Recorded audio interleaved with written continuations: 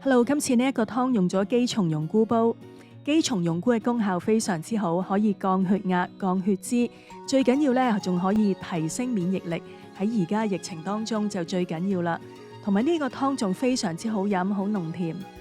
喺開始之前，請你都可以 comment、like、share、subscribe 訂閱我嘅頻道，撳埋鐘仔，就可以第一時間收到最新嘅影片。多謝你嘅支持。睇下今次嘅材料有紅蘿蔔、雪耳、蜜棗、淮山、蓮子、薏米，仲有姬松茸菇。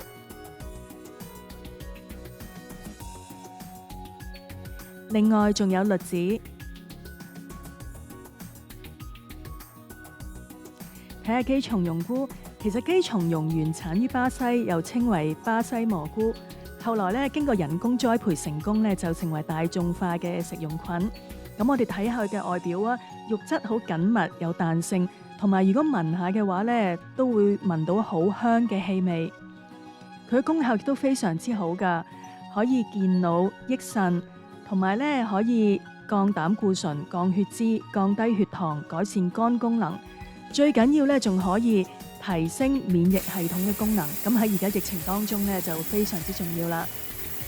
咁我哋首先將雪耳同姬松茸菇洗乾淨，跟住浸大約30分鐘。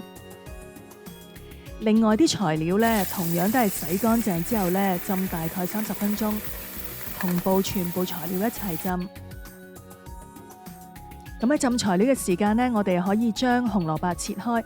我買咗呢個咧喺台灣有泥嘅紅蘿蔔，切開個心好靚啊！咁另外栗子咧剝皮亦都非常之容易。上一段影片呢有講過點樣可以好容易就將栗子剝皮。咁我哋預備好晒材料啦，就可以開始煲啦。首先煲一煲熱水，將所有材料放落去，紅蘿蔔、去咗皮嘅栗子、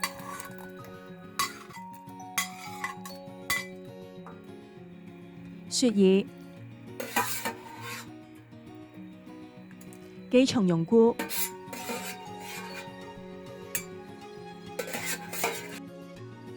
同埋其他嘅材料都放晒落去，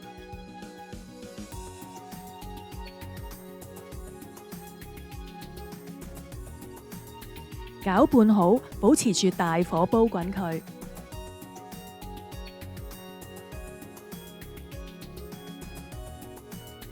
其實睇下啲材料咧，未煲好都已經知道煲好之後係非常之好飲。咁我哋大火煲滾，攪勻佢。跟住冚蓋，大火轉做細火，煲2個鐘。煲好啦，睇下，睇到呢係非常之濃甜嘅感覺，顏色呢深咗好多。各款嘅材料呢，其實啲精華呢亦都已經煲晒出嚟，溶晒入去個湯裏邊啦。因為落咗姬松茸菇同埋栗子啦，係有好甜好香濃嘅味道。真係非常之好飲，希望你都可以試下呢個湯啊！尤其是姬松茸菇嘅功效係可以提升免疫力，喺而家呢個時間呢，對身體係非常之好。